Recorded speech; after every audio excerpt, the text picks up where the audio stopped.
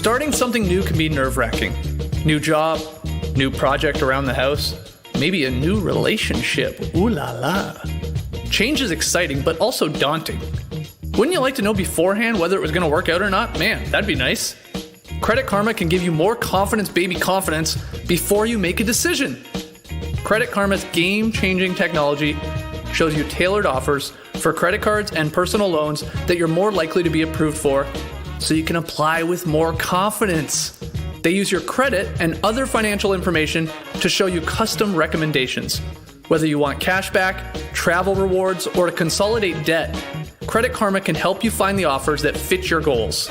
You have the power to make informed decisions. Go to creditkarma.com/podcast to learn more and find offers tailored just for you. That's creditkarma.com/podcast, or you can see your offers on the Credit Karma app. Apply with confidence today. Go to creditkarma.com/podcast or the Credit Karma app.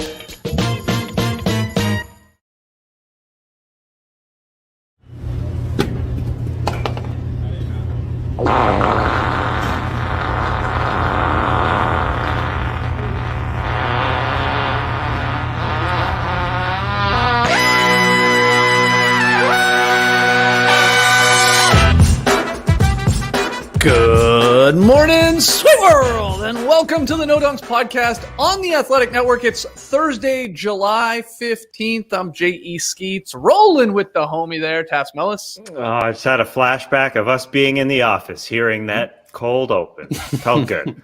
Cold open, hot fart. We got our top shot hot boy, Trey Kirby. Hey-o! Hey, yo, the international man of mystery, taking it to the max, Lee Ellis. Friends. Lily. And finally, making the magic happen, it's JD. Hello. There he is. Here we are. First things first. Shout out to the stream team for joining us once again live on YouTube. Smash that like button. Leave your comment below the vid to help us defeat the algorithm. And if you haven't already, please subscribe to No Dunks on YouTube. Keep sending in your questions and comments for the next Beach Steppin' podcast. We hit the beach every week. Email them in, nodunks@theathletic.com. And finally, go grab your No Dunks merch over at nodunks.com. And oh yeah, happy hour tonight, 8 p.m. Eastern, live back here on YouTube. 6 p.m. Mountain Time, of course, because that's bourbon time, if you will, and I will. I just did. The happiest hour, No Dunks watch party. What are we watching? Each other. So come join us. What are we watching here? It's always a lot of fun, though. So, swing through tonight, set a little reminder, or you know what? Just subscribe to No Dunks on YouTube and hit that little bell button they got, and then you'll know when we're live. But classics deserve classics. Zach Lowe, you son of a bitch, talking it into existence. We got a pretty entertaining game there. Game 4. We're all tied up at 2 games apiece. You got to love it. Middleton, Giannis, just huge performances down the stretch. There is a lot to talk about from this game, Lily. So where do you want to start with the now best-of-3 NBA Finals? 2 huge moments. One good, one bad. And if you're the NBA League Office or the NBA Referees Association this morning, you are breathing a sigh of relief because Giannis's block on Deandre Ayton's oop with just over a minute to go probably did as much to seal the win for Milwaukee last night as Khris Middleton's basket on the following Chris Paul turnover about 30 seconds later did. Because if the Suns had won this game and led the series 3-1 heading back to Phoenix for Game 5, all we would be talking about was the massive missed call on Devin Booker that should have fouled him out with 3:40 to go in the fourth. It was such an obvious call as he wrapped up Jrue Holiday with both hands on a layup, almost like he was deliberately trying to foul him. Like Booker, in that situation, you see players like, I don't want to give up the basket in a finals, but he must have had a little brain fart and forgot that he'd had 5 fouls. Mike Breen on the call actually said, Holiday fouled by Booker. They didn't call it. There was a stunned 2 or 3 seconds where everyone's like, well, hang on a minute, they can't possibly. That's not a no call. I mean, Giannis gets the layup. Giannis had already scored by them. Yeah, exactly. Which again, I think the refs were like, whoo, because let's say the Suns grab that rebound. Imagine the Suns, worst case scenario is the Suns grab that rebound, go down, hit a 3-pointer or something like that. Yeah. Instead, luckily, Giannis does lay that ball back up and in. Booker stays in the game. and the Suns led at the time. Booker scored actually on 2 possessions later. He scored later for Phoenix, but then Khris Middleton, who was atop the Ferris wheel last night. Oh my God, so high. 40 points. He scored 10 of the last 12, including 4 at the free throw line. The Bucks hang on to win this game and tie this series. But what a massive missed call by the referees. Devin Booker last night was incredible. That third quarter alone, he had 18 points on 7 for 7 shooting. This was an all-time finals performance, to the point where I think if the Suns win this game, and we'll get to Trey's finals MVP rankings in a moment, but combined with the fact that Chris Paul had a stinker of a game by his standards, Booker might have just vaulted himself into the finals MVP lead last night. It was such an incredible performance. But honestly, I just don't really know. Like that missed call was huge, and everyone I think was like, well, the Bucks have to win this game now, because if they lose, it's just going to be a conspiracy theorist's wet dream out there. But Giannis came up with a block that, is probably the second most important block in NBA Finals history. I know that's maybe a little bit living in the moment. It's the greatest block in NBA Finals history.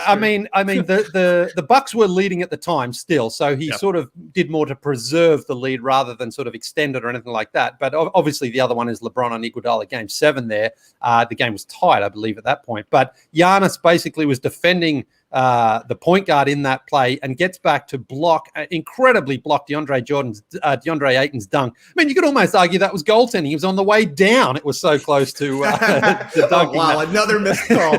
No, I don't think so. But honestly, I'm just so happy for the NBA world this morning that the Bucks were able to come back from a 9-point game, a 6-point game at three-quarter time, which to me felt way bigger, stronger, and especially after the quarter that Devin Booker had. So, man, I was happy for Adam Silver this morning and for the NBA referees, because there's almost no coming back from that if the Suns are going to win that game. But incredible game, great series. This series is alive.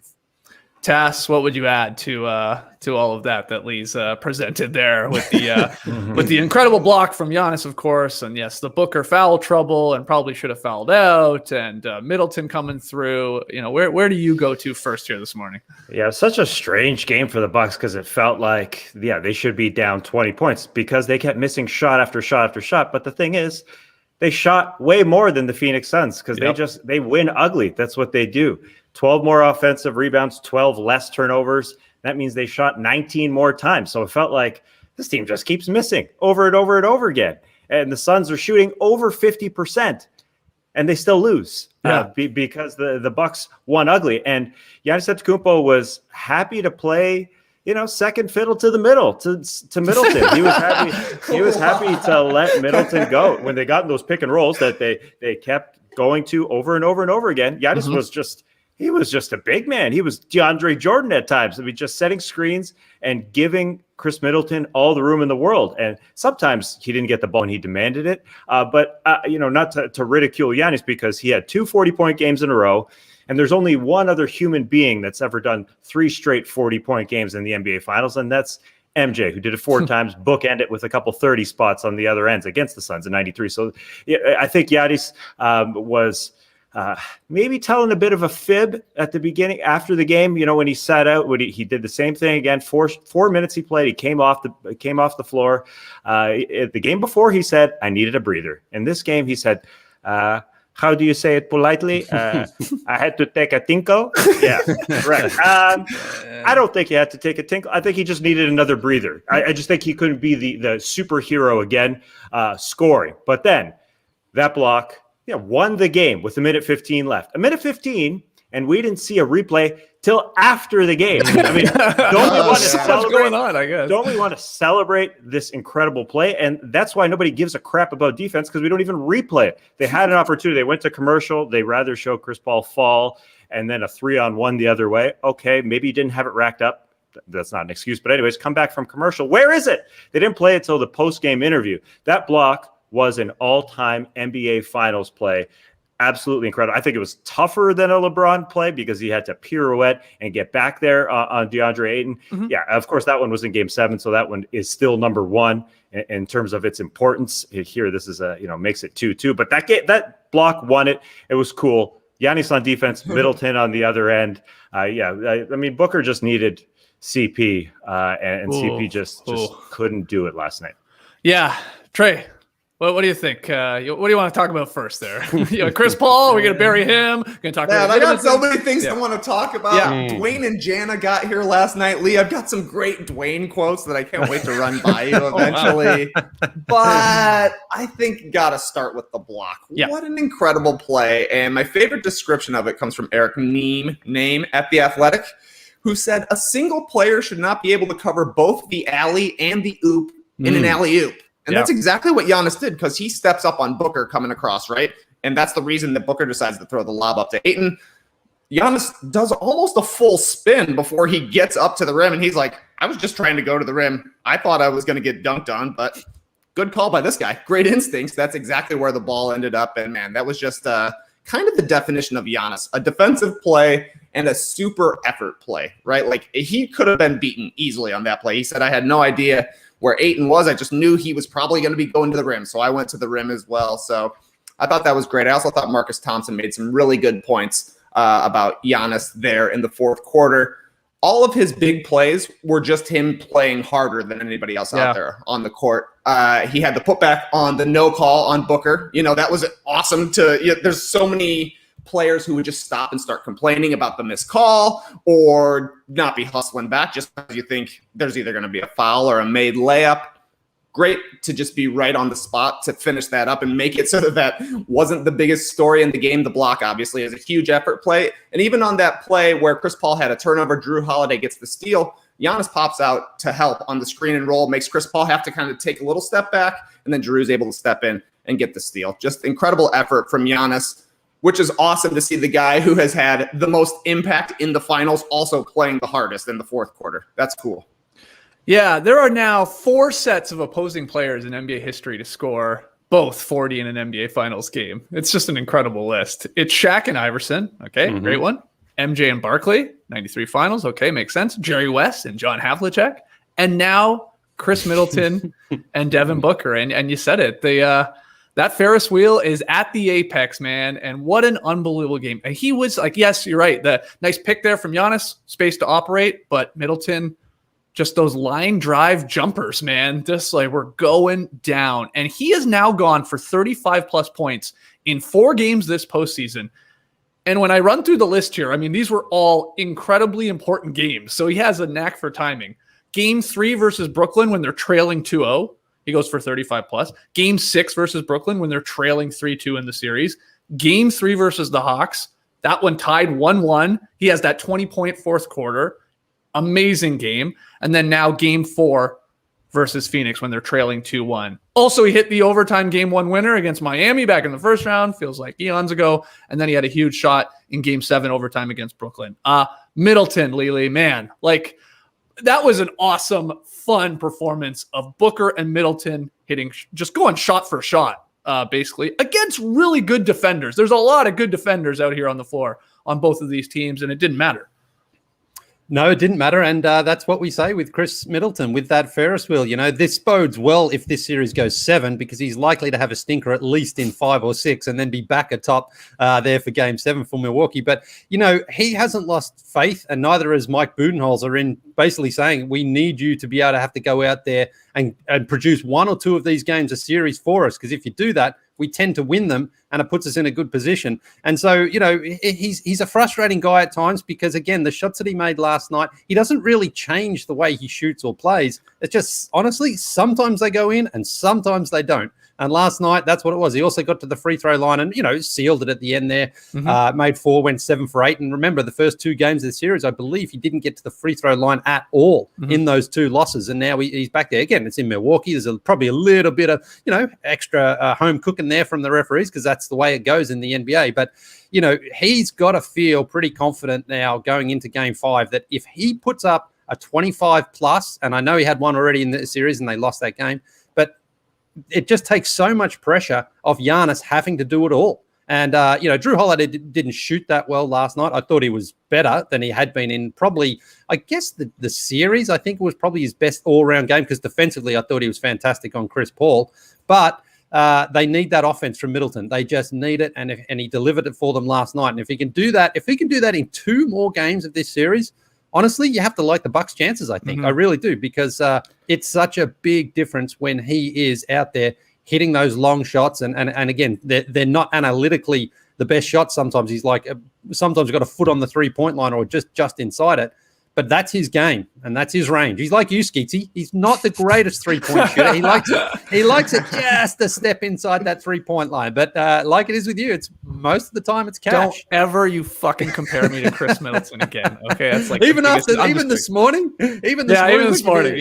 No, he was amazing. It was awesome. Like I was loving it. Middleton and Booker just shot for shot. Like I said, Booker bouncing back from the 10 in Game 3 for 42. What did you think, Tass, about how Monty Williams played it with Booker getting in foul trouble? There was 4, then there was 5, and he took them off at times, but then went back to he was in a tough spot, and he's sort of like, I guess, was proven to be correct. Like you can't sometimes just run with a guy in a bunch of fouls because he should have fouled out, but didn't. Anyway, what'd you think of how Monty had to deal with Booker's foul trouble there in the second half when he was cooking? Well, as a fan, it was tough to watch. Watching him, sit on the bench while his team is out there in the fourth quarter. He's scorching hot. But at the same time, he came back. The Suns had a lead, and they just couldn't close it out. It was, Khris Middleton outscored the Suns 10-2 over the last few minutes, but that's what it came down to. Booker should have fouled out 3 times. So, really, he forgot that he had 5 fouls multiple times. He forgot that he had 4 fouls. And he almost had a clear path when he grabbed Giannis for, I believe that was his 4th foul. I mean, that was it was a strange D-book. Like he was getting after it defensively, but kudos to Budenholzer for going after him. They had a chance to win at the end of this game, and they couldn't. They really just couldn't execute. The play where Booker fouls Holiday for what should have been his 6th foul, I think, is just it's emblematic. It's a symbol of what has gotten the Bucks back into this series. Miss a shot. Bucks are missing a lot of shots, and then a rebound to put it back in. And I don't know if it's a scary thing for the Suns going into Game 5 or, something that they can mentally say, oh, we can work on that. We're just getting outworked for 2 straight games to get beat on the defensive glass like that over and over and over again. Is that something you can fight back from? Or is that's something you can definitely look at the ledger and say, man, we can't give up 12 offensive rebounds like that. We can't turn it over 12 more times. So is that something that they could fix?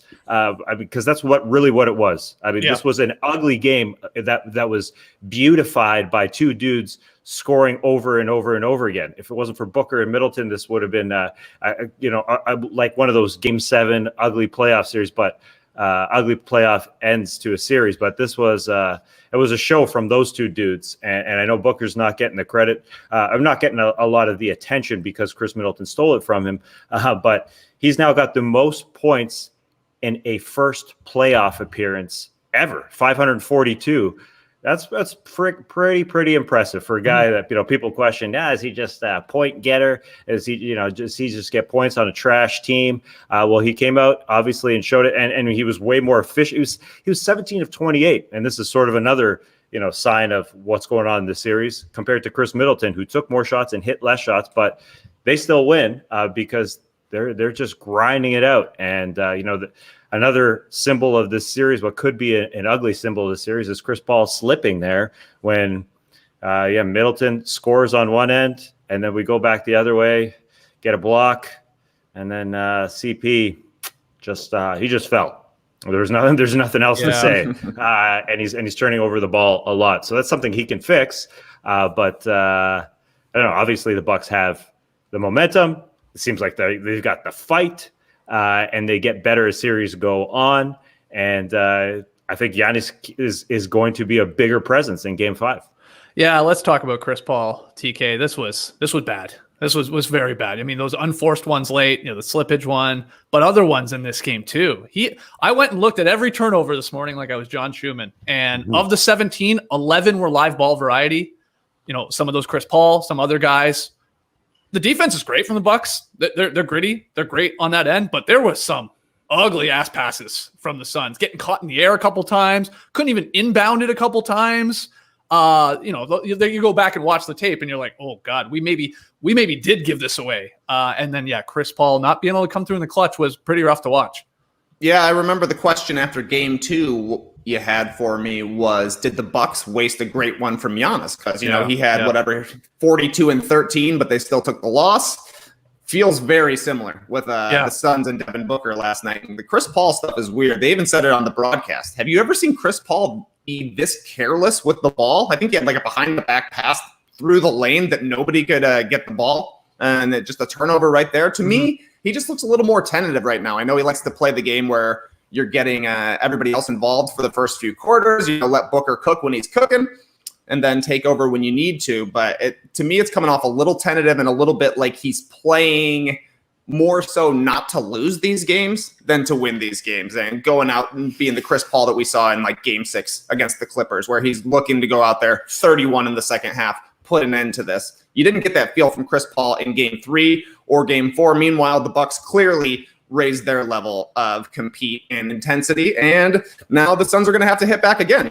First, it looked like, okay, we've set the tone here. The Bucks raised the tone to another level. So game 5, it's on the Suns to come out and figure a way to be the most physical team. You know, Jay Crowder, no surprise, was going crazy with the flops in the fourth quarter, trying to sell all kinds of foul calls. An incredible foul call. I think he got it on PJ Tucker, right? Where Tucker just gave him a little touch, and Jay Crowder ran the entire length of the court like he got knocked over. It was actually Connaughton, now that I'm thinking about it. But I don't know. It just seems to me that the Suns need a little bit more oomph. They thought they had this thing won after 2 games, but clearly the Bucks have bounced back and been resilient, just like they have for the entirety of the playoffs. Now the Suns got to figure out where they get their intensity from. Yeah, this is the best part, was that as these series go on, Lee, it's like everybody knows each other's plays. The sets are memorized. Some adjustments have been made. You start running out of those, and the intensity just gets cranked to the max. Look, the officials they're sort of all over the place, as we've talked about, missed some blatant calls, and maybe there's some other ones you're like, what, was that a foul? But they let them play last night. I really did feel like maybe to an extreme, but we'll see what type of official crew we get on game 5. But this is what makes it so exciting. It's like there's not many other things to do except just play, who wants it a little bit more and is just going to, execute, because they know what everybody's trying to do at this point. I love that.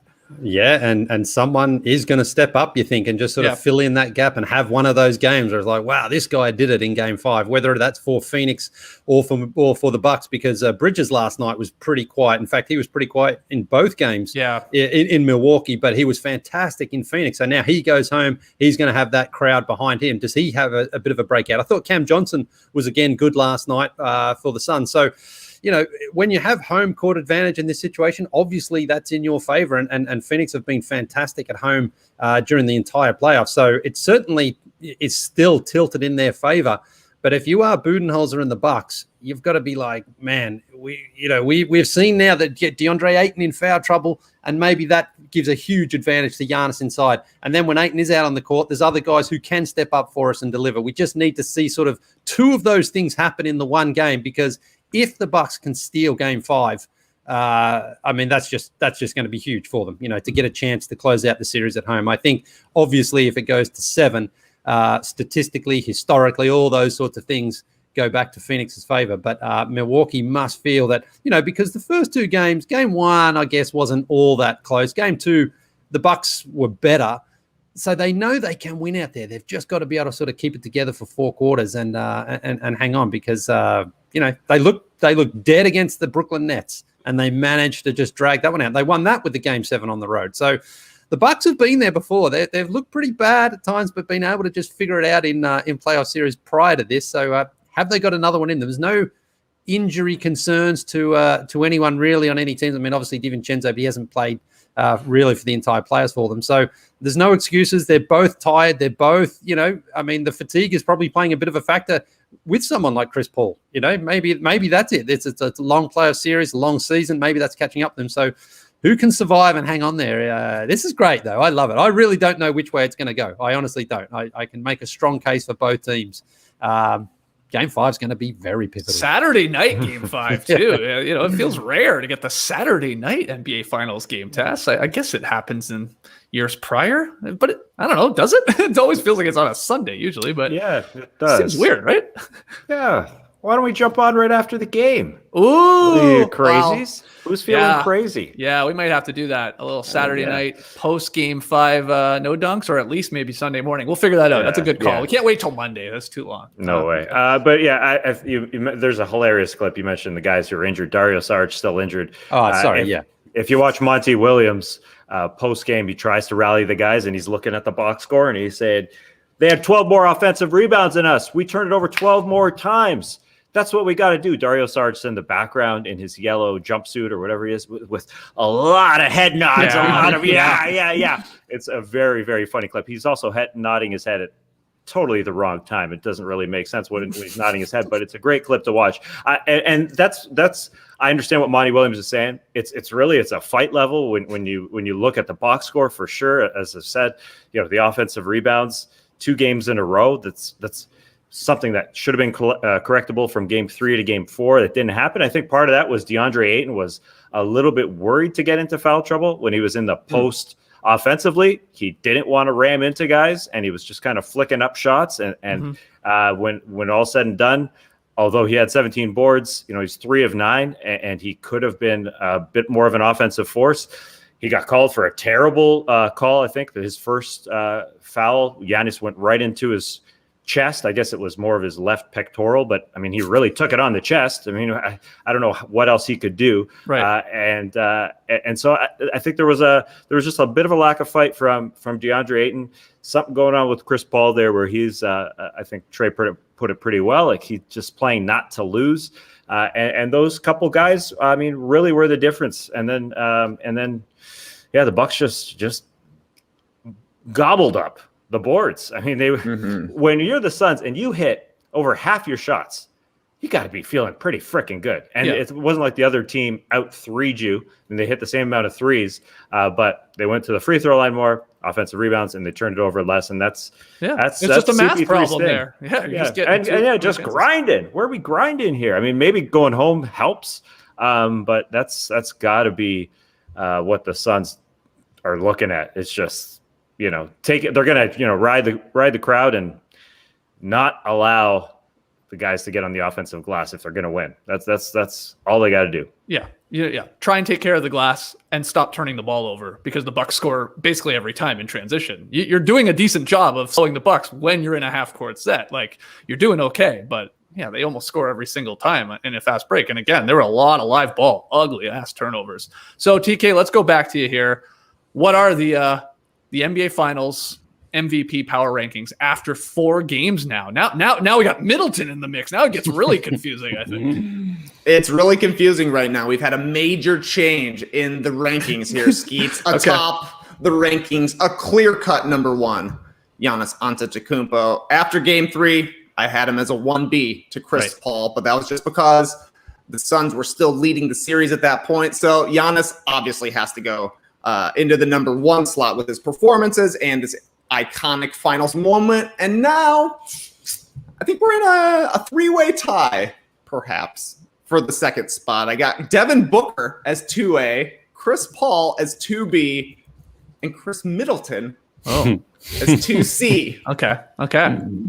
Yeah. I mean, I don't know. Middleton's still hanging around here. It's interesting. Okay. Yeah. I think it's very tough to see how Middleton could pull this away from Giannis if the Bucks win. I mean, he was good, but Giannis, the couple of 40-pointers, you think Giannis has got another monster game in him last night, but it's great to just get caught up in the moments. I mean, if, let's say Middleton has 2 more 40-point performances, maybe he can steal it. That'd be fantastic. But Giannis, I mean, had another great game last night, but just it was kind of a, byline to so many other, moments and stories from the game that his actual game didn't sort of jump out at him. But then when you put up 40 and 14 regularly, what did he finish? 26 last night? Something like that. He nearly had a triple-double. Yeah.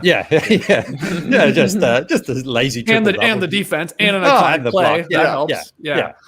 But just showing some love to a couple other Bucks players. Pat Connaughton hit huge shots in this game too. He got another bang from Breen. I think what he had, did he hit 3 threes? I don't have the box score in front of me, but you need every one of those. And The benches are so short. He played a ton of minutes in this. Yeah. Couple of good rebounds again. Yep. And they brought that up on the broadcast. He's done this. He did that against the Hawks series as well. He grabs some timely rebounds. He sort of seems to know where to go at crucial moments and get those rebounds. And that's huge to keep possession for your team, in those moments. So well done to him. He could have been the most athletic baseball pitcher in the history of baseball, the way he gets up. I mean, he could have snagged some liners on the mound. Yeah. Would have been nice. I thought he was a volleyball guy, but he's a baseball guy. Like the way he jumps, I was thinking Chase Buninger, but just getting the white guys mixed up. I actually buried the lead from this game because last night, something incredible happened. A fan of the show, I'm assuming, a No Dunks fan, Blake. We did a lot of player prop bets yesterday. Game 4 preview. We've been doing that. Sort of a new thing, a little wrinkle we've added. These weird prop bets where we don't actually bet on them, but we just throw them out there. Well, someone took basically, not all of them, but almost all of the player prop bets that we made yesterday, put them all together, did a crazy parlay, and Blake coming through, puts $50 on this. Look at that payday, $750. I'm talking about Giannis, under 34.5 points. Yeah, I think that was a TK special, was it not? That's right. That was Blake Adams.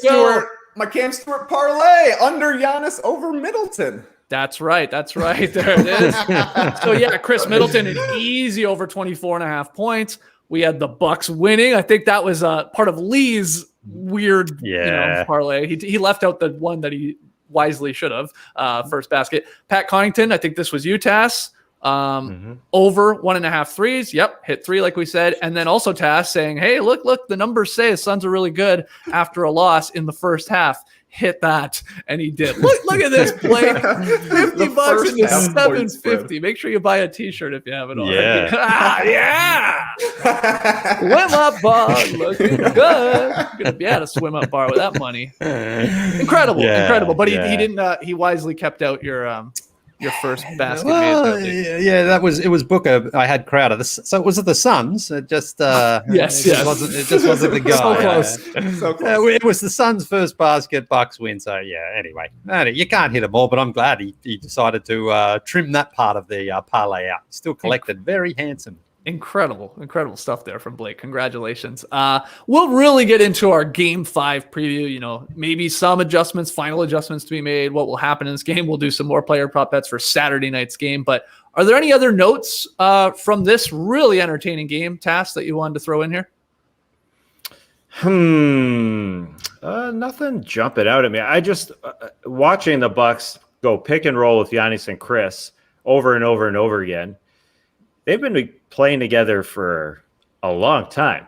But it's 8 years, isn't it? Yeah, it's like, this 13. Yeah, exactly. Yeah, 8 years. It's like, just now we're going to that? I mean, it took a while. It took a long time. And it's like the most indefensible pick and roll. I know Bud wants to get everybody involved. And maybe that's paying off. But in the end, just run that pick and roll, baby, and it works. And Giannis was playing facilitator a lot when he was getting the ball. He just didn't have it in him to destroy everybody on the inside. So that's coming next game. We saw it in games 2 and 3. That's coming in the future. But he had 8 assists in this one out of that pick and roll. Like he was that LeBron facilitator there. Instead of the Shaq or the Wilt Chamberlain dunking on guys in this one. But 26, 14, and 8. Yeah, whatever, man. Just put up 40 and then we'll talk about you. Whatever, man. Yeah, whatever. And we won't show your block during regulation. This guy's really pissed off. Yeah, it's one of the most iconic plays in finals history, especially if they win. I know it'll probably go by the wayside if they lose. And it's just an incredible feat of athleticism to get from the elbow to the rim in a pirouette, step and a half. We always talk about Giannis' strides offensively. This was a moment where you could highlight it defensively. It was just so special. Wild. Yeah, that was great. Eric Name on The Athletic put it perfectly. Blocking the alley and the oop, defending it both ways. Beautiful. And you didn't get to see that stride on a fast break as well. There was that steal, right, where Giannis had a fast break dunk, and he didn't take any dribbles from a step outside of the 3-point line and threw it down easily. Just love to see it. Great. Was that the steal off the inbounds? That might have been. Yeah, I think so. That was a bad turnover. Really bad. That was a garbage one there. Just a couple things about the block, the insane block. I saw it going around Twitter. I think it is fun to think like, it feels like there's like 3, 4, maybe 5 guys in NBA history that could have made the play, Lee. Like, honestly, like it's Giannis. It's probably Wilt. It's Akeem, maybe Kareem. You know, maybe young Shaq. I'm not even sure if young Shaq is making that play of like actually stopping Booker on the pick and roll and then getting back. But it is wild to think like in maybe like the most a league that has the most athletic people on the planet, there's still only a handful of people that we could think of that can really truly pull that off. And I don't even think that's that far fetched to say. Maybe LeBron is one too. Yeah, but it's wild. Maybe a Kevin Garnett at his prime. Yeah, Garnett, Anthony Davis. Yep. Yeah. That's amazing. And look, one problem with it though that I see people writing that sort of pissed me off because I don't think it's true. I kept seeing like Booker threw a pinpoint lob to Ayton. I actually disagree with that. I don't think it was like, I honestly don't think it was like a perfect pass. No, I'm not knocking Booker who had 42. It was too high to be honest, and it was like too far back. It wasn't perfect. Incredible play from Giannis, but not. I think Giannis was going to block the snot out. You're right. It was behind him. I think Booker got a little bit Cleveland Cavalier with the pass. I mean, he kind of just tossed it up. Yeah. But Giannis was going to block it no matter where it was because he was there hanging out. He was chilling, having a Greek coffee up there, waiting for like, I don't know, 2 full seconds, just literally just chilling there. And then, Ayton obviously tried to go through his hand, and then we had to wait like years. I think the first replays I saw of it, first replays I saw of it were on Twitter.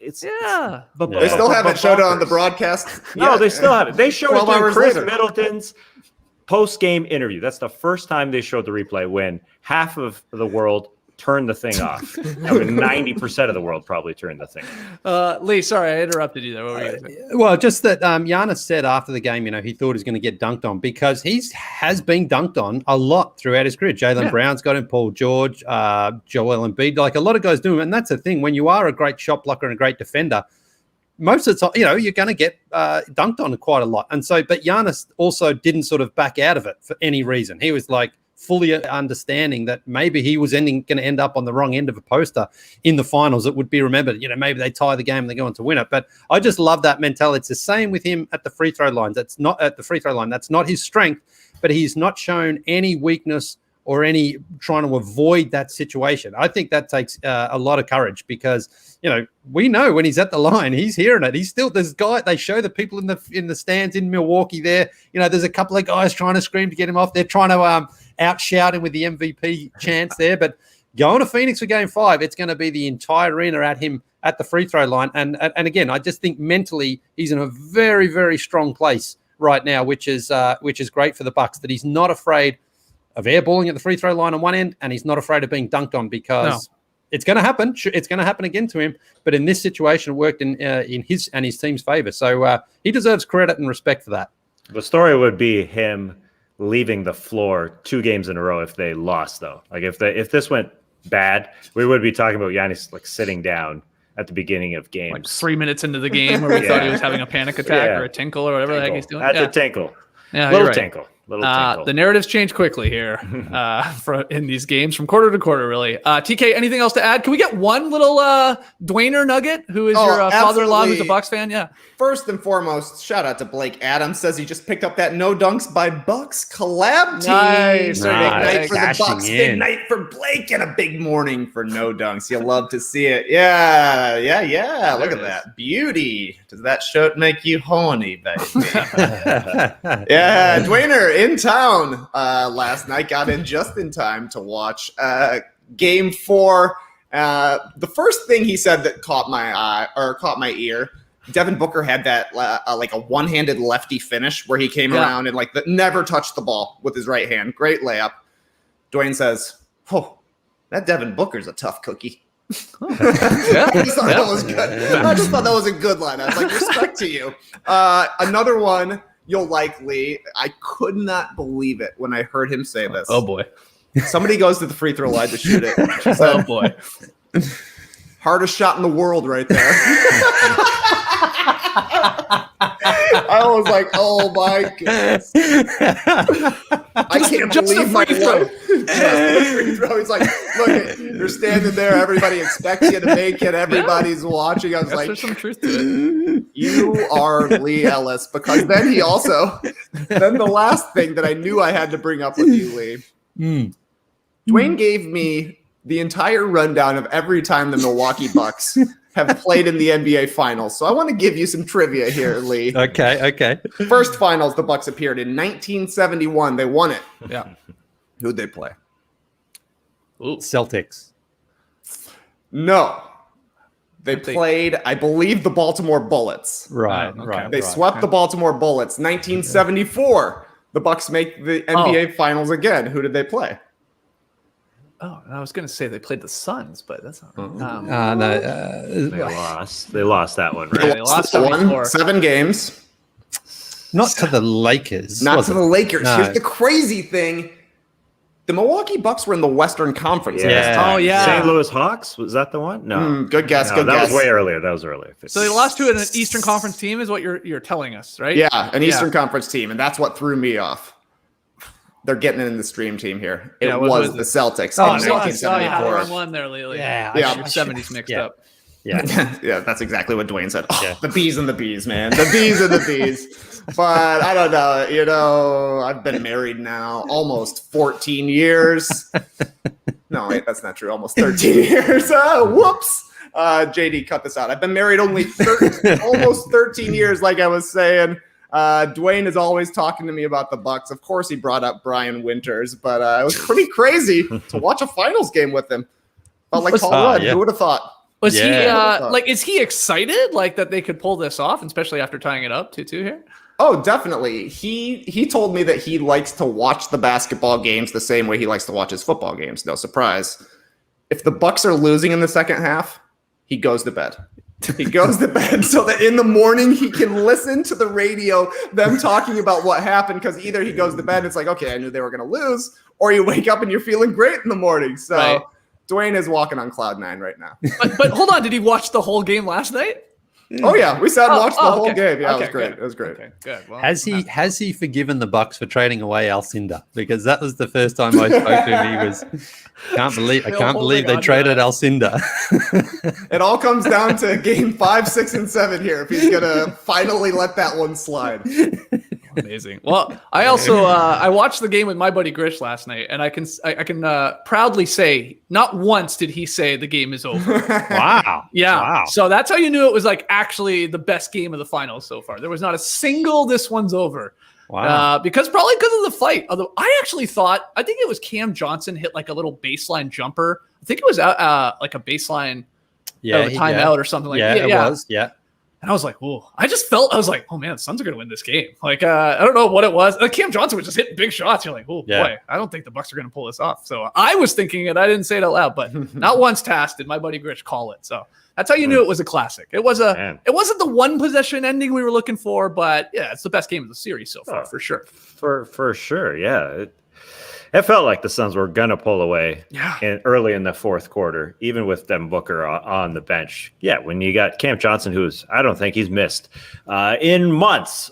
He just keeps hitting shots. I mean, to Chris Paul, to his credit, I guess a lot of his shots were toilet bowl, rimming out, touching a lot of rim, and then popping out. Like if those were going down in the fourth quarter, it's obviously a way different game, but he gave us a good one going down the stretch. Yeah, that was awesome. And no doubt Drew Holiday coming through with the Kyle Lowry classic game last night there, going 4 for 20. 4 for 20. I was like caught by surprise when I saw that in the box score this morning, but he did play a good game. Of course, what he was doing defensively and playing hard and timely buckets and stuff like that. But man, it's just like so funny to think of the Suns win. They're up 3-1. We're probably saying it's over. We're like burying Drew Holiday. Like it's just like it goes back and forth very, very quickly. Yeah. But we got a game 5 Saturday night. Like I said, on tomorrow's Drop podcast, we'll start talking about things to watch for in that game, make our player props and all that good stuff, make our predictions ultimately in the end. Sorry, just one more thing quickly. I've got to address Devin Booker's pre-game fit. I think in the last game he was like the high school teenager. I think game 4 he was like the teacher. I think he came in dressed like the Was he dressed like a dork then? I actually didn't even see what he wore. Can you get those next time you bring this up here for this? Yeah. He had just had like a suit and tie on and stuff. And, okay. Classic. But I'm Classic teacher. Not science, geography. I don't know. Maths teacher. So I think he was playing it safe. We can't wait to see what Game 5 is going to bring out for us, though. Look at the Dan Flash's shirt you have on right now. That complicated pattern. Yeah, pretty nice. It's pretty nice. I'm telling you, man, it is sweltering here in Copenhagen. This is unseasonably hot. Yeah, it's like 30 degrees Celsius, which is like about 80 degrees Fahrenheit. They don't expect it. There's no air conditioning in the hotel I'm staying in as well. And so, I know. Well, they barely use it. So, it was a bit of a sticky old night last night. But, Are you going to be going to Sweden? Is that still happening? Are they going to let you in? We're going to Legoland tomorrow. So we had to adjust the plans a little bit there. So we're out to Legoland. Has Ben Gulliver put in like an order for you? No, he hasn't. Grab me this piece. Grab me this. No, yeah. So for tomorrow morning show, I'll be live from Legoland. See if I can get someone to come and join us maybe and talk to us about stuff. I don't know, Mr. Lego Man. Hold on, you're actually going to be at Legoland while you're doing the podcast tomorrow? Well, our hotel is in Legoland. Yeah. It's the hotel's made of Lego. Wow, it looks like that anyway. Yeah. Build your own room. God, I can't wait. I can't wait. All right, let's take our first break here, and then we'll get to a little Is This News. We're all trying to get in shape and eat right. As y'all know, I'm trying to get Paul Walker ripped by September 22nd. And have gained a whopping 1.4 pounds of pure muscle in the past 4 weeks by doing strenuous body weight exercises. But you can't out-train your diet. And that's where Freshly comes in. Their meals are designed by nutritionists and cooked by chefs, making it easier to eat better. Freshly offers chef-made, nutrient-packed, delicious meals delivered fresh to your door. No cooking required. Ordering is easy. Visit freshly.com and choose from over 30 meals like sausage baked penne, their chicken pesto bowl, or our old friend, steak pepper corn. Love the steak peppercorn. Love to say it even more. Right now, our listeners can try Freshly for just $6.16 per meal. Freshly meals are always delivered fresh, never frozen, and are ready to heat and enjoy in just 3 minutes. Right now, our listeners can head to freshly.com/nodunks for $40 off your first 2 orders. Stop stressing about dinner. Go to freshly.com/nodunks for $40 off your first 2 orders. That's freshly.com/nodunks for 40 fin dogs off your first 2 orders. Are you feeling drained after working out or playing basketball or just doing regular household chores? I did yard work for the first time in literally decades this weekend, and I felt like it nearly destroyed me. Well, if this has happened to you, you might want to give this great new supplement, Tru Niagen, a try. That's right, Tru Niagen fuels the body's energy engines. It maintains cellular metabolism and even supports heart health. With 11 published human clinical studies and backed by Nobel Prize winners, Tru Niagen is a supplement that's clinically proven to boost NAD levels, an essential coenzyme required for cellular energy and repair. Taking Tru Niagen can help with muscle recovery after a workout. Add more vitality to your life today with Tru Niagen. Right now, new customers can save 10% off their first purchase by going to truniagen.com/nodunks. That's TRUNIAGEN.com/nodunks to save 10% off your first purchase. truniagen.com/nodunks. These statements have not been evaluated by the Food and Drug Administration. This product is not intended to diagnose, treat, cure, or prevent any disease. No dunks. One of my favorite things now doing these shows is reading the stream team comments during ad breaks. I don't know why this one made me laugh. From Juju32. I've never bought anything advertised to me. You're missing out, Juju. You're missing out, man. Juju, you just give us time. We're going to get you. You'll be eating some magic spoon before you know it. Anyway, hilarious stuff. Stream team, incredible work. All right, JD, let's get to a little Is This News?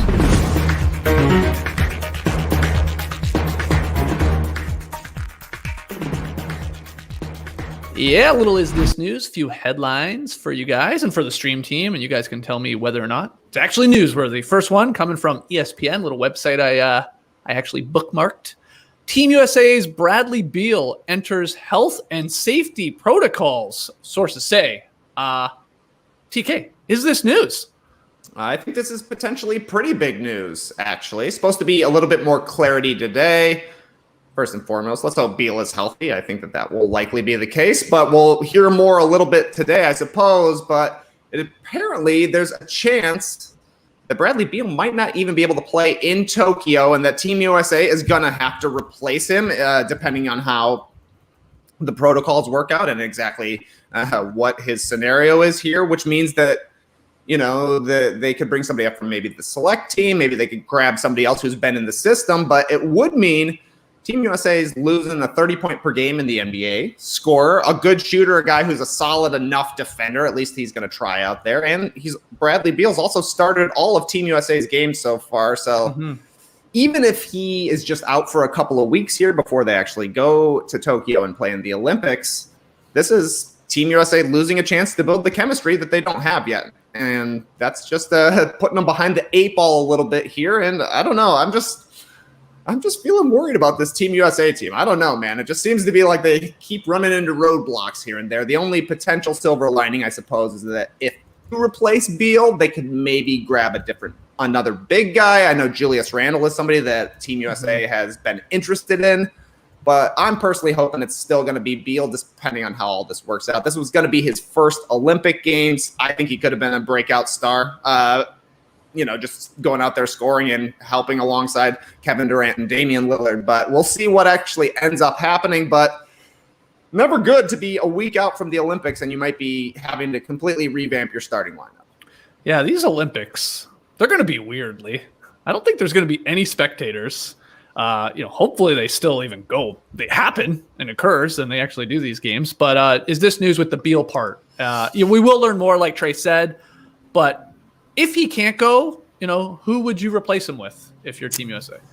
Well, good question. I mean, I guess a guy who's sort of similar or equivalent is CJ McCollum in terms of a guy who can go out and score. But I don't know if he turned down an invitation or not. I think he did in the past. But you would guess someone like him is available. I just wonder, though, how this now affects anyone who Beal has been around and potentially been on the court with, because they played 3 games there against Australia, Nigeria, and Argentina in pretty quick succession. So exactly when Beal was around somebody, I'm guessing, who has coronavirus, what does that mean as far as implicating everybody else who shared the court with him or a bus ride with him or any sort of contact with him, being in sort of a closed door environment? Because I would guess Beal has been vaccinated too at this point. I think pretty much everyone who is in the NBA has been. So I wonder if that does limit how much the other people then have to be concerned themselves as to whether or not they've been possibly exposed to the virus, if that's what Beal has. Because I don't think it's even been confirmed that he has the virus yet. So he's in these health and safety protocols. So yeah. So we'll see. They promoted, the Americans did, Garland, Sadiq Bey, and then Keldon Johnson off the select team to fill in these exhibition games for the 3 guys in the finals that are going to be on this team: Drew Holiday, Devin Booker, and Khris Middleton. So it's possible maybe one of those guys. Again, if Beal can't play on this team, maybe they go to one of those guys. Maybe, like Trey said, they're like, hey, this is an opportunity to get another big because Love's not really playing. And do we have enough with Bam and Green? We'll see here. But I guess in the end, we're hoping Beal's just on this squad. But anything to add to this?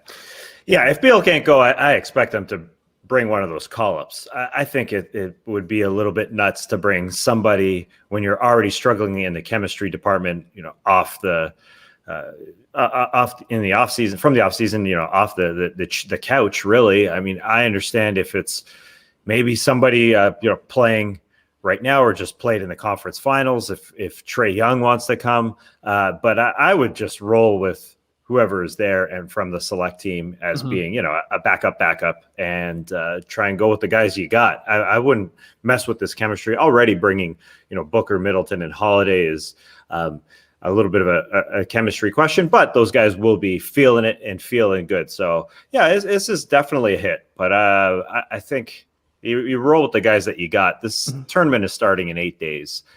So they got to be, I would just think it's kind of strange to bring somebody from the couch. Yeah. Hopefully Tatum's right knee is not like that big a deal. He's back in the starting lineup. And then maybe Zach LaVine, who filled in for Tatum, takes like a Beal sort of starting position, and you're okay with him as your starting 2 guard. But we'll see, and I'm sure we'll get more news on Bradley Beal a little bit later today, like TK said. Final headline for you guys. Only 2 today.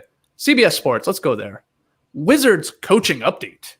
Wes Unseld Jr., Darvin Ham, and that giant head. Oh my God. I want to know his hat size. I really want to know his hat size. And then Charles Lee among finalists for the position. Tass, is this news? Always good news when guys or ladies, when is that going to friggin' happen, who have not had a previous head coaching position are up for the jobs, and guys who have put in their work, like Wes Unseld Jr., 16 years as an assistant, Darvin Ham, 13, since he was a player, and 9 for Charles Lee. Those guys have been on benches for a very long time, so Wes Unseld isn't getting the dad bump just because his dad was a champ and an MVP. Darvin Ham, he would be my favorite to win it because not only, I'm sure, is he a good coach, he's been a players coach, labeled as a players coach for a long time, working with Giannis Antetokounmpo and Khris Middleton on the Bucks bench and getting them better. But also, he's really great at breaking up fights. If you remember from last year at the bubble, got a photo of him here getting in between Marvin Williams and who's that? What's his name? I always forget the Grizzlies. The Magic. Magic. James Ennis. That's what James Ennis. Nice. The third. And Darvin took a spill. I mean, it's like he stepped on a ham and took a spill. But I believe, one of those, him or Wes Unseld, I would assume would get the job. Yeah. And congratulations to those guys. You put in the work. It's sort of like a Steven Silas situation with the Houston Rockets. They are playing ridiculously hard for Steven Silas in Houston. And if you like your guy, you like your coach, again, these guys have been basketball lifers. I assume that one of these guys will get their job, and the Wizards should be playing hard for him. Yeah, it sounds like it's going to be Unseld Jr. or Ham. Willie Green is I don't know, just has to sign on the dotted line, it sounds like, in New Orleans, so he'll have the Pelicans job. But what do you make of this, Lely? Yeah, well, Darvin Ham, I just always associate him with Budenholzer. We saw him down here in Atlanta, and he obviously moved to Milwaukee with Budenholzer. So, that'll be a bit of a blow to Budenholzer to lose someone who he obviously trusts and relies on to help him. But you've got to hope that Darvin, who's put in a lot of time and has a great reputation around the league, gets a chance. But, all of these guys have kind of, paid their dues, and they're ready for that coaching opportunity. So, for the 2 that miss out, they're going to be bummed, of course, but for the one who does get it, it's going to be pretty exciting because they've been waiting for this opportunity, and good luck to all of them. So I'm just happy to have Darvin Ham. I think that'd be great. He's got a great name. We'll have a lot of fun talking about him if he does become a full-time head coach. Yeah, Jose Calderon's going to come out of retirement, want to play for him. Yeah, you're seeing some Jose Calderones in the stream team, and I love this from Sam Willie Green Eggs and Darvin. Oh my God! Wow, that'd be a great matchup. Pelicans Wizards if Ham gets the job and Green gets the job. I guess is that going to be the fun? Would that be it? Can somebody remind me? I think that's the last one. Pelicans and the Wizards are the last 2 that have officially not been filled. It is maybe it's definitely disappointing that it's looking like we're not going to have a female NBA head coach, which we thought was we were going to bet on that. I remember at the start of all those coaching vacancies, we're like, 1, maybe 2. Yeah. And we're going to be looking at a no for here again, which that's very disappointing. But yeah, like Tass said, Ham, I don't know much about Charles Lee, I'll be honest, but yeah, Ham and Unseld Jr., I mean, we've talked about them before over the last decade because they're just they're basketball lifers, and they come up and they break up fights and stuff like that sometimes. So I'm very excited for one of them to get probably this job. Again, TK, anything to add to this headline here? Well, I thought it was interesting, Tass, that you brought up Steven Silas, because that's what this reminds me of as well. A longtime assistant going to be getting a first job, likely coaching some superstars. With Steven Silas, it was James Harden. And the question even then was, is James Harden going to be traded? Obviously, he was very soon after. So I'm kind of wondering, does this mean that the Wizards are looking to a future when they're not going to have Bradley Beal there quite soon? You know, you don't often bring in a first-time coach for superstars, and I think that that's what the Wizards, I mean, you know, Beal and Westbrook are not the top of the pops in the NBA right now, but those guys are both all-NBA, all-star caliber players. Are they in the stage of their career where they want to be playing for an assistant getting his first job coaching in the NBA? That's not usually the case. So I wonder if this means that Beal is even more so on the market right now. Yeah, I'm with you. I think it does for sure. I'm in that boat. I think it's time to develop the players in Washington, get down to the young guns, because it seems inevitable, especially when, you know, Westbrook, you know, hits his the other side of his career. It's gotta be Ham time, or or Wes Unseld Jr. time. I gotta be honest. I am cheering against Charles Lee. No offense to Charles Lee, seems like a good guy. Yeah, he's played internationally for a long time. He's been with Bud for a long time, back to his Atlanta days, but he's younger than me. So, I like when guys are at least a little bit older than me. He's 36. So, young guy would be taking the reins there in Milwaukee. Every time somebody says Wes Unseld Jr., TK, I don't know about you, but I think of Al Unser Jr. I mean, for me, I do think of Wes Unseld Sr. first. Not me. I'm a big gearhead. Yeah, I've been watching F1 now. Yeah. We got these Fast and Furious podcasts coming up. This guy can't stop thinking about racing. The Wes Unseld fact I'll always know, as long as we're talking about dumb stuff. I don't know if this is true, but my dad and my high school basketball coach both told me that Wes Unseld's practice drill was he would throw the ball off the glass to himself. I mean, he's famous as an offensive rebounder, right? And he's famous as an outlet passer. So he'd throw the ball off the glass to himself, catch it, and in midair, turn and whip an outlet pass to hit the other glass. Like a 94-foot overhead off the glass outlet pass. I don't know if this is humanly possible, but that's the second thing I think of when I hear the name Wes Unseld Jr. Somebody let me know if it's true. Wow. Hopefully there's some footage. We'll get some of that on the show. All right. We got to take one more break. We do have Tweet of the Night, but let's see if we can really sell Juju 32 something here. Real talk here. I know many people don't think they need help until they have some kind of breakdown or panic attack, but there are other types of anxiety scenarios that can be avoided. If your stress is high, your temper is shorter than usual, or if you're starting to feel strain in any of your relationships, you could probably use the chance to unload. You need to. Unload the stressors, and get some unbiased feedback. You'd be pretty surprised at what you might gain from it. BetterHelp is customized online therapy that offers video, phone, and even live chat sessions with your therapist, so you don't have to see anyone on camera if you don't want to. That's a cool feature. It's much more affordable than in-person therapy, and you can start communicating with your therapist in under 48 hours. See if it's for you. This podcast is sponsored by BetterHelp, and No Dunks listeners get 10% off their first month at betterhelp.com/nodunks. That's BetterHelp.com/nodunks. Whether it be a suit with a pair of shorts or a shirt with super complicated patterns, the right outfit can bring out something special in all of us. With Indochino, creating your best look yet could be more affordable than you think. May have been a minute since the last time you had an excuse to dress up. I came over to Skeets' place today, didn't even put on pants. But whatever the next chance for you is, make the absolute most of it with Indochino. Indochino offers completely custom-fitted suits, shirts, casual wear, and more at surprisingly affordable prices. Every piece is made to your exact measurements, and you can customize every detail. I was handcrafting a pair of chinos the other day. I threw on pleats and cuffs. Oh my God. And a crazy button. Yeah, I'm going wild, Skates. Check my buttons, check my flaps. You're talking suits, though. Indochino suits start at just $399 with all customizations included. You choose everything about your suit, from the fabric, lapel, monogram, and statement linings. Get those complicated patterns to create a suit that fits you and your style perfectly.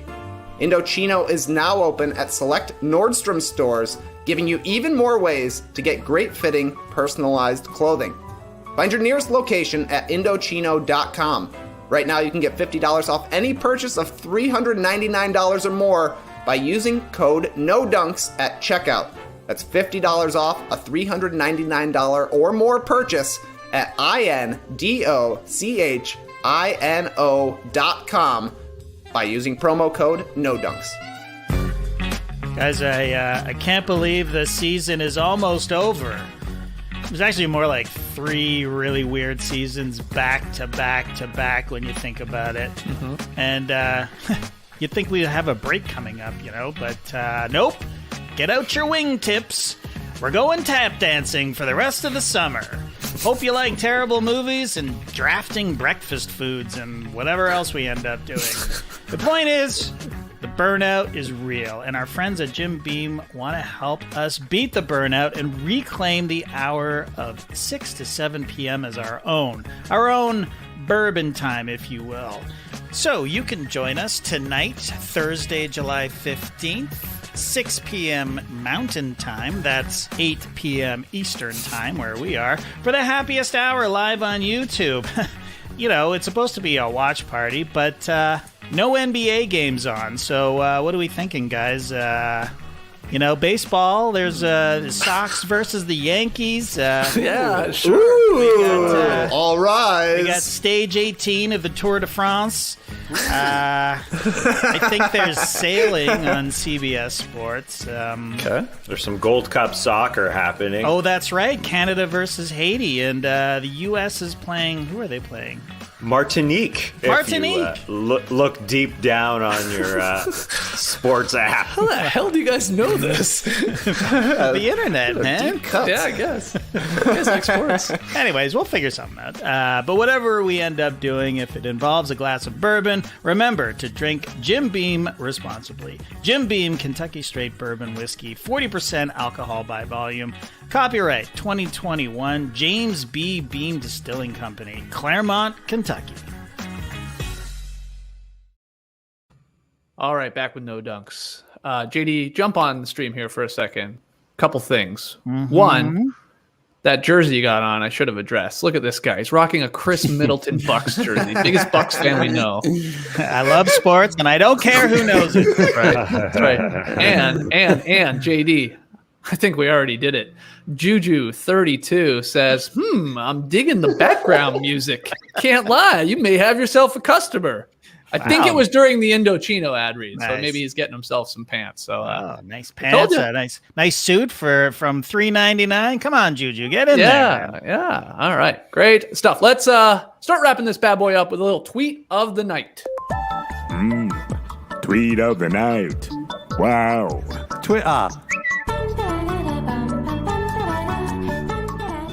Tweet of the night, a plethora of great tweets last night. Some great WNBA content. Candace Parker becoming the first woman to be on the cover of NBA 2K alongside Luka and Dirk. Very cool. There was also a wedgie in the WNBA All-Star game last night. People kept tweeting to us. Awesome. Unfortunately, does not count to the total. Been a while for a wedgie, though, I'll say, guys. However, our tweet of the night comes from Josh Eberly, who asks for the best play of the playoffs this year. We talked about Giannis's block, obviously. That's going to be my number one. Spoiler alert. But he lists a few different choices here. Giannis's block, Ayton's inbound alley-oop winner, Kawhi Leonard's strip and poster on Maxi Kleber, Cam Johnson dunking on PJ Tucker, Trae Young, game winner and shushing MSG, Kevin Durant hitting the tying shot with his big-ass foot. Let me ask y'all what your top threes would be. I'm going Giannis block, Ayton inbounds winner. Yeah. And then I'm going Trae shushing the crowd in his first playoff game. Maybe that's a homer pick there, but that's my personal power rankings. It's hard really to make a case outside of those three. I definitely have the Trae Young one in there. I mean, your first game in Madison Square Garden, your playoff game, you hit a game winner after the crowd was just like swearing at you earlier in the game. I mean, that's massive. Yeah. Ayton getting a game winner from the corner there, or from the inbounds, and then Giannis's block. I mean, Durant's, his foot was on the line. If his foot's not on the line, they maybe they win that series. And the block and then the dunk on Kleber was nice, but I don't think you can really put it ahead of those other three.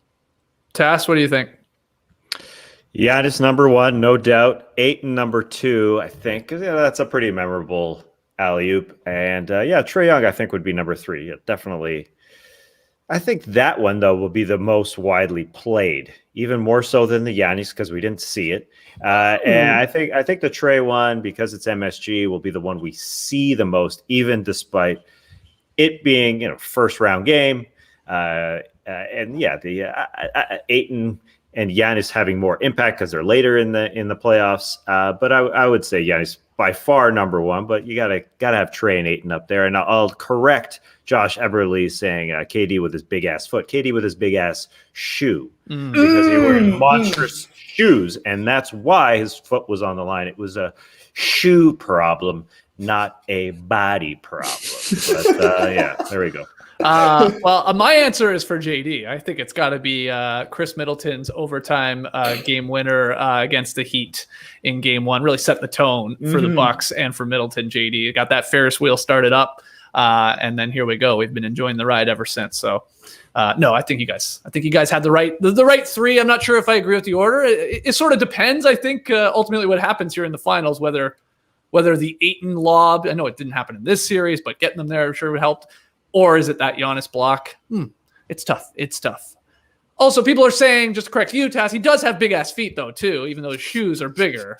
I mean, he's got some long stems. Oh, I don't think they're that big. For a 7-footer to have a size 17 foot, come on.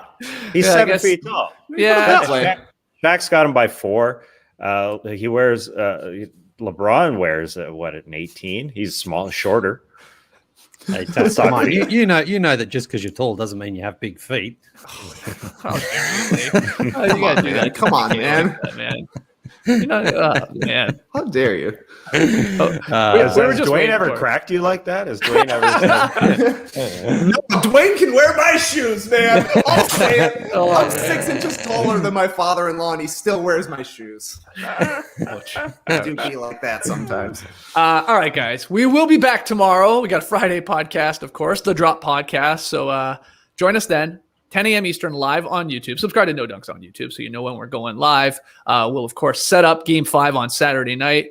Tass, you said it. I mean, we're either going to be back on late Saturday night, post-game, or Sunday morning. We'll try and do a quick turnaround for a Game 5 recap podcast, but I'm getting ahead of myself. Join us for happy hour tonight, 8 p.m. Eastern.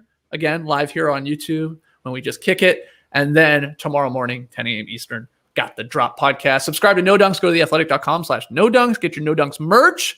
Like our guy Blake, who's rolling around in money like Scrooge McDuck now, just swimming in those coins, hitting that No Dunks parlay. Go to NoDunks.com for that gear. And yeah, we will see you guys later tonight. And if not tonight, tomorrow morning. Clipper Bros. You heard it here first. Have a great time. Turn up. Love you guys. Awesome. Thanks for joining us. And yeah, I want to go back to Blake. Cheers to you for winning that parlay that was constructed by No Dunks yesterday. Thank you so much for buying your gear. I really, really appreciate that. Just like this guy has, Lamar Hurd. You're rolling in that dough. Congrats to you, man. Congrats to you. Enjoy it. Enjoy life, dude. Enjoy it. Embrace the day, people.